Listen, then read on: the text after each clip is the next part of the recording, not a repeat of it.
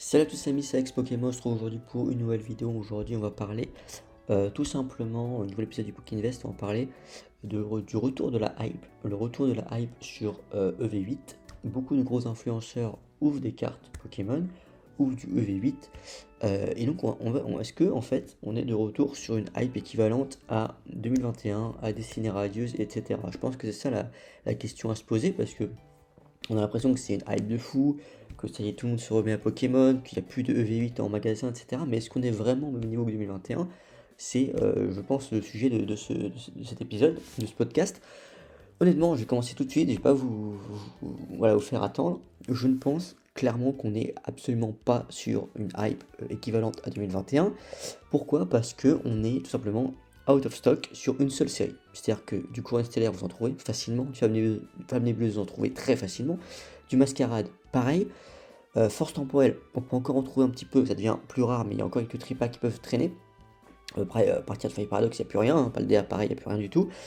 Par contre, voilà, faut être honnête et se dire qu'aujourd'hui, la rupture de stock, elle est sur une seule série, sur EV8. Tout le reste, et je peux vous assurer, moi je connais les prix fournisseurs, j'ai même accès, je peux vous assurer que il y a des displays qui sont même en promotion, il y a, voilà, il y a des produits qui sont même en promotion parce qu'ils ne se vendent pas. Je peux vous parler voilà, de displays sur Courant Stellaire, sur EV6 ou même quasiment tous les items sur Flamme Nébuleuse, hein.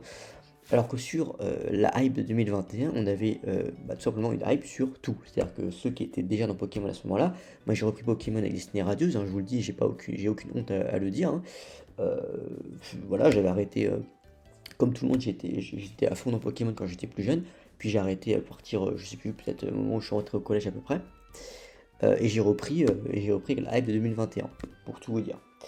Et à ce moment-là, il n'y avait rien, c'est-à-dire qu'il n'y avait rien du tout. Destiny Radieuse, c'était quasiment introuvable. Quand vous en trouviez, c'était un truc de fou. Voilà, c'était n'importe quel item, hein, c'était un truc de fou d'en trouver. Il y a des coffrets Destiny Radieuse que j'ai jamais vus, hein, qui ont été publiés, hein, mais qui étaient tellement rares. C'était très dur à en trouver, les ETB, c'était très très dur à en trouver, les ETB Destiny Radieuse. Quasiment impossible. Et même à ce moment-là, il y avait même un petit restock Destiné Occulte. Je me souviens, au moment de Destiny Radius, il y avait même un restock des ETB Destiné Occulte. Ça c'est pareil, c'était parti hyper vite. Style de combat, même si série très peu appréciée, et pourtant, croyez-moi que trouver des ETB style de combat, c'était quasiment impossible. Pareil, très compliqué, alors que c'est une série qui n'est pas du tout populaire. Clairement pas. On peut faire un équivalent avec Mascarade. Par exemple, du Mascarade, vous en trouvez partout. Des ETB, vous en trouvez partout du Mascarade, à des prix cassés. Alors, style de combat, je pense que Mascarade est meilleur que style de combat, hein, à mon sens, hein. Pourtant, Mascarade est beaucoup plus trouvable que style de combat. Voilà, à l'époque, style de combat, c'était impossible à trouver. Et regardez le prix d'une ETB aujourd'hui. Bon, voilà, mais c'est comme ça. Et donc, pareil, Règne de Glace qui a suivi, c'était la même chose. C'était impossible à trouver, une folie, très très dur à en trouver, du Règne de Glace. Et pour toutes les séries, hein, n'importe quel item, ça partait tout de suite. Dans n'importe quel magasin, c'était très compliqué de trouver du Pokémon, juste un booster, hein. Même d'une série pas du tout appréciée, c'était super dur. Euh, je me souviens l'été, parfois on pouvait trouver quelques boosters un peu de voltage éclatant ou de bouclier de base, il y avait quelques restocks, mais pareil, c'était très compliqué. Ensuite, il y a eu Évolution Céleste, donc ça n'a pas aidé, hein, c'était pareil. Même si, pour tout vous dire, moi, dans mon souvenir, ça a été plus simple de trouver du Évolution Céleste que du Règne de Glace ou du Destiné Radieuse. Moi, c'est le souvenir que j'ai, peut-être que vous n'avez pas la même expérience, mais moi, pour tout vous dire, par exemple, des ETB Évolution Céleste, bah, il y en avait, voilà, j'ai pu en prendre, j'ai pu en ouvrir, je crois, je sais même plus, mais en tout cas, je, voilà, c'était possible d'en avoir, hein, on va pas dire le contraire, alors qu'aujourd'hui, c'est très compliqué, par exemple, même le tripack, etc., des évolutions célestes, c'était trouvable, il y avait les items EB7 étaient trouvables, et donc on trouvait plus de évolution céleste que du étincelle déferlante aujourd'hui, parce que je trouve ça surprenant. Ensuite, il y a eu Célébration, donc là c'était pareil, Célébration c'était un truc de fou, ça se faisait scalper tout de suite. Et donc voilà, et donc Pokémon est revenu un petit peu à la normale, je dirais, à partir de Starlight Instant. Peut-être un peu point de fusion, mais pareil, point de fusion c'était assez chaud quand même de trouver des ETB, parce que c'était vraiment les ETB, l'item à aller chercher sur cette série-là. Il y avait aussi moins de print sur épée bouclier que sur EV, ça faut quand même le dire et le noter. Donc ça joue évidemment. Mais alors que maintenant, bah, vous allez dans n'importe quel magasin, vous trouvez des boosters. Alors vous trouvez pas du étincelle déferlante, c'est vrai, mais vous trouvez les 3 dernières séries, vous en trouvez. 3 des 4 dernières séries, vous en trouvez. Voilà, Couronne, Femme Nébuleuse et Mascarade, c'est encore facilement trouvable. Alors que Mascarade, ouais, ça va bientôt faire 6 mois que c'est sorti. Ça commence un petit peu à dater et on trouve très facilement encore. C'est surprenant. Et donc voilà, c'est pour vous dire que la hype aujourd'hui, ne croyez pas certaines personnes, ce n'est pas aussi violent qu'on pourrait le croire. Ce n'est pas comme en 2021, il y a eu une hype sur une série en particulier, il faut le dire. Sur Étincelle déferlante, c'est vrai, une hype peut-être un petit peu artificielle, peut-être aussi, qui est, on va dire, qui est créée par beaucoup de gens, par beaucoup de scalpers, aussi beaucoup de gens voilà, sur les serveurs Discord, etc., qui vont te dire, bah là dans ce magasin, il y a des ETB, il faut aller les prendre tout de suite, il faut aller les prendre, etc. Et donc ce qui fait que le stock, notamment d'ETB, mais même les tripacks ou les blisters, partent très rapidement. Moi, personnellement, je suis pas forcément de cet avis-là. C'est-à-dire que investir sur Étincelle déferlante, par exemple, hein, on change de sujet, mais on part, voilà, on reste sur Étincelle déferlante. Investir sur les ETB, c'est bien, mais il y a un truc qui à prendre en compte, c'est que si tout le monde fait ça, ce qui est le cas hein, actuellement, les ETB, elles sont prises pour être stockées. Personne n'ouvre des ETB actuellement. Tout le monde les garde scellées.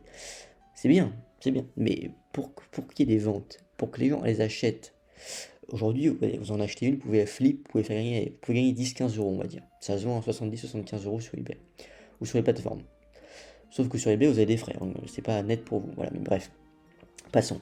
Les ventes réussies eBay, c'est allez, 70, 75, parfois un peu moins, parfois un peu plus, mais c'est globalement cette fourchette-là. Les gens qui payent ce prix-là, en plus pour une ETB, moi je comprends pas. J'ai du mal à comprendre parce que vous en trouvez des ETB. Honnêtement, voilà, il y aura des restocks, vous allez en trouver. Hein, c'est pas comme si c'était aussi introuvable que ça. Alors oui, c'est très compliqué. Chez le fournisseur, c'est sold out. En tout cas, voilà, moi je suis pas un grand, j'ai pas le droit à beaucoup de stock, donc je peux pas vous dire. Hein. Peut-être que certaines enseignes, certains grands magasins ont accès à plus de stock et peuvent continuer de commander des ETB. Moi en tout cas, c'est pas mon cas. Et vous allez dans les magasins, vous en trouvez pas des ETB parce que c'est très compliqué. Moi de mon retour d'expérience, c'est que j'ai vu des ETB seulement euh, chez des boutiques indépendantes, pour tout vous dire. Non, aussi il y en avait à King Joe aussi. À un moment donné, il y en avait à King Joe. Ok. Donc non, ça dépend les deux, mais c'est parti très vite. C'est parti très vite dans tous les cas, mais tout le monde garde scellé. C'est bien hein, de faire du scellé, sauf que tout le monde voilà, imagine, on regarde les prix des ETB, Soleil et Lune, on regarde à combien c'est parti, etc. Donc ça fait rêver évidemment. Sauf que, sauf les Soleil et Lune, il y avait beaucoup moins de print. Donc il y avait une offre qui était beaucoup moins inférieure à aujourd'hui. Déjà, faut quand même le noter. Les gens n'étaient pas forcément dans l'optique de garder scellé à l'époque. Donc même déjà qu'il y avait moins de print, les ETB qui étaient vendus, les gens les ouvraient. En tout cas, les ouvraient plus qu'aujourd'hui. Parce que la mode du scellé, on peut dire ce qu'on veut, mais c'est surtout apparu avec la hype de 2021 qui a évidemment apporté, on va dire, beaucoup de lumière sur Pokémon et aussi apporté beaucoup de lumière sur le business Pokémon. Et beaucoup de gens se sont dit on peut faire beaucoup d'argent avec Pokémon et beaucoup d'argent avec le scellé, en gardant scellé les items. Sauf qu'à l'époque, et ne me dites pas le contraire, c'était pas aussi répandu. Alors oui, évidemment, je ne vous dis pas que personne le faisait, des gens le faisaient, mais beaucoup moins qu'aujourd'hui. Aujourd'hui, même des gens qui n'ont voilà, qui ont jamais ouvert de carte Pokémon commencent à acheter des ETB pour les garder scellés parce qu'ils se disent il y a de l'argent à faire. Très bien, mais du coup, ça explique, voilà, c'est un mécanisme économique très simple, c'est-à-dire qu'on va avoir une offre qui va être de plus en plus importante d'ETB scellés, qui sera à vendre dans peut-être 6 mois, 1 an, qui est déjà à vendre actuellement, mais qui sera à vendre continuellement, sur une série qui n'est pas une .5 et donc qui est sujette à des reprints, clairement, donc il y a des stocks, peut-être pas des reprints, mais des stocks très importants. Voilà, on va dire, on a l'impression comme ça, mais je peux vous assurer qu'il y a plus de TB étincelles déferlantes qui sont print que de TB flamme nébuleuse. Voilà, c'est fou, mais parce que c'est une .5 flamme nébuleuse, donc il y a moins, les séries .5 ont moins de print, ont moins de volume que les séries classiques, les séries normales. Donc, ça va être très compliqué, voilà, en tout cas de revendre ces ETB à des prix très chers. Évidemment que l'ETB va monter, c'est une ETB Pikachu, c'est une très bonne carte, c'est une série de fous étincelles déferlantes, je dis pas le contraire. Mais si tout le monde garde scellé, si l'offre est ultra importante, ensuite on aura une bataille de prix vers le bas. Une bataille de prix, c'est jamais vers le haut, c'est vers le bas. Tout le monde va faire baisser le prix de l'ETB pour la vendre. Parce que finalement, si tout le monde vend au même prix, bah, il n'y en a que très peu qui vont vendre en fait. Et donc comment vous gagnez un avantage quand vous avez une offre qui est ultra importante? Comment vous vous démarquez des autres? Bah, c'est vous mettez moins cher, tout simplement. Et donc c'est pour ça que je pense que la cote de l'étincelle déferlante de l'ETB en tout cas, elle va mettre du temps à se faire et en tout cas ça va mettre du temps à décoller parce que il y a un, comment dire, il y a énormément de gens qui stockent pour garder scellé. Ça va monter, hein, je vous dis pas le contraire. Évidemment que c'est plus intéressant d'acheter une ETB étincelle déferlante qu'une ETB couronne ou mascarade. Ça, il y a aucun problème, hein, je suis totalement d'accord avec vous. Mais n'imaginez pas que c'est l'affaire du siècle de faire ça. Là, il y a une hype qui est, entre guillemets, artificielle. C'est une bulle pour moi, c'est une bulle. C'est une bulle sur une série. Si la hype a été sur tous les items, sur toutes les séries, je vous dirais pas la même chose. Aujourd'hui, il y a une hype qui est sur Étincelle déferlante et c'est tout. Qui va sans doute être sur la série Évolution prismatique. Pour moi, d'une manière aussi artificielle, parce que la série, je suis désolé, c'est mon ressenti, mais moi je suis pas forcément très fan des Terra Crystal. C'est une série avec des cartes qui sont des reprints, des reprises, donc des cartes qui existent déjà. Je parle pas des alternatives, hein, ou des X et tout, des évolutions, mais la plupart des cartes du set, c'est des cartes qui auront déjà été éditées dans le bloc EV, donc à la manière de Destinée de Palder.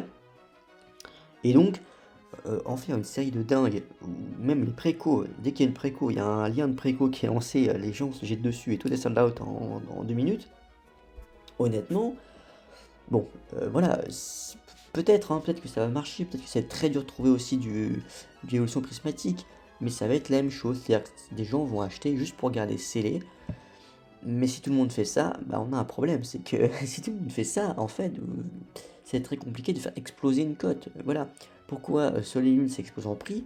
Parce que très peu de gens en avaient scellé. Mais voilà, c'est ça la vérité. Très peu de gens en avaient scellé. Regardez Évolution Céleste, qui est une série exceptionnelle, la meilleure série du bloc EB. Moi je trouve que la display Évolution Céleste, elle n'est pas chère. Les ETB, elles sont pas chères par rapport à ce que représente cette série. C'est la meilleure série du bloc. Bah, une ETB, une display à 800-900 euros pour une série qui a plus de 3 ans maintenant, bah ça me choque pas. Ça me choque pas et je dirais même que ça devrait être plus haut. Et pourquoi c'est pas plus haut? Bah parce qu'il y avait déjà cette hype, cette mode du scellé à ce moment-là. Donc beaucoup de gens en avaient scellé, tout simplement. Et j'ai même envie de dire que c'était aussi c'était un petit peu avant la mode des plateformes d'enchères en ligne. Donc on va dire qu'il y a beaucoup moins de box break qui ont été faits. Donc ça joue aussi. Donc il y a une offre de CD qui est plus importante. Maintenant, on va dire, ça permet de compenser, c'est-à-dire qu'on a beaucoup plus de print sur les séries EV, mais on a aussi les plateformes d'enchères qui font qu'il y a quand même beaucoup de box break, donc ça permet de diminuer l'offre de CD. Mais voilà, croyez-moi qu'aujourd'hui, si Évolution Céleste était une série Soleil et Lune, ça aurait explosé le prix, mais ça aurait 10 fois plus haut. Vraiment, ce serait 10 fois plus haut. Il y a l'ancienneté qui va jouer, mais pas forcément que l'ancienneté, juste parce qu'aussi on était sur Soleil et Lune, on n'était pas encore dans une idée de garder scellé. Les gens n'avaient pas encore l'idée de garder scellé, c'était pas autant à la mode qu'aujourd'hui. Et c'était à la mode sur le bloc EB, ce qui fait que Évolution Céleste, bah, c'est pas si cher que ça. C'est pas si cher que ça. Regardez par exemple les premières séries EB avant le début de la hype qui apparaît à Destinée Radieuse. Les séries sont pas dingues, hein. Si aujourd'hui vous me dites que Ténèbres Embrasées c'est mieux que Star Étincelante, je suis pas d'accord, mais regardez combien ça coûte Ténèbres Embrasées aujourd'hui. Voilà, c'est très très cher. Clash des Rebelles c'est pareil, Épée et Bouclier c'est pareil, Voltage c'est pareil. Alors que c'est pas de super séries quoi, pas du tout. Mais on était dans une époque où il n'y avait pas cette idée forcément de garder scellé.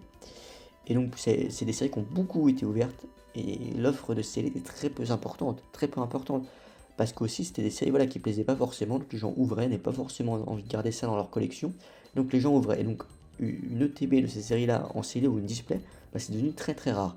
Et ça a explosé. Ça a explosé.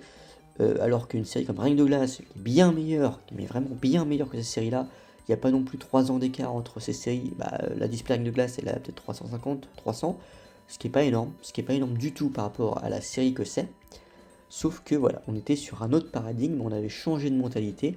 Et donc voilà, donc c'est pour ça que moi je pense qu'il faut faire très attention avec ce qu'on vous dit, avec le fait qu'il y a une hype de fou, qu'il faut absolument investir, qu'il faut absolument acheter ces séries-là, qu'il faut absolument stocker, etc. etc.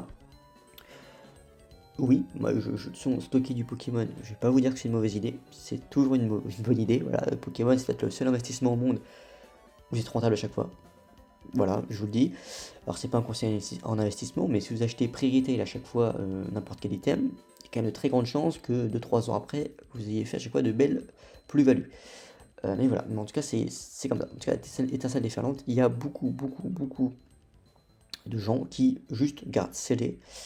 Et donc, d'ici quelques mois, quand tout le monde voudra vendre, on se retrouvera avec une bataille de prix vers le bas. Moi, c'est juste mon ressenti. Et donc, est-ce qu'on est actuellement sur une même hype que 2021? Moi, je suis pas d'accord et je ne pense pas. Et donc, la série évolue. Par exemple, l'évolution prismatique, ça va être la même chose. C'est très dur à trouver, je pense. Pas forcément à raison. Voilà, c'est mon avis. Alors que par exemple, par contre, il y a une série qui est dingue qui va sortir en 2025, c'est la série Rocket. Je crois que c'est prévu pour avril 2025. Ça, par contre, c'est ça pour moi là. S'il y a une série qu'il faut hyper, c'est vraiment ça. On n'a aucun leak pour l'instant. On sait juste que ça devrait sortir en avril 2025, mais cette série-là, la série Rocket, juste de nom, ça va être fou. Ça va vraiment être fou. Et ça, en tout cas, moi, ça m'intéresse beaucoup plus que Évolution Prismatique. Étincelle déferlante, c'est une série de fou. Moi, j'ai packé la Milobellus alternative sur la display que j'ai ouvert, vous avez la vidéo. Et j'ai sorti la Pikachu alternative pour quelqu'un sur Whatnot aussi, en live. Donc voilà, j'adore cette série, il n'y a pas de souci. Mais voilà, il faut faire très attention avec le marché Pokémon, avec l'investissement Pokémon, parce que beaucoup de gens entrent dedans en ce moment, et donc je pense qu'il fallait faire cette vidéo pour vous dire que il faut aussi se diversifier et pas seulement être sur Étincelle déferlante. Il y a d'autres items très intéressants, d'autres choses très intéressantes à faire sur Pokémon.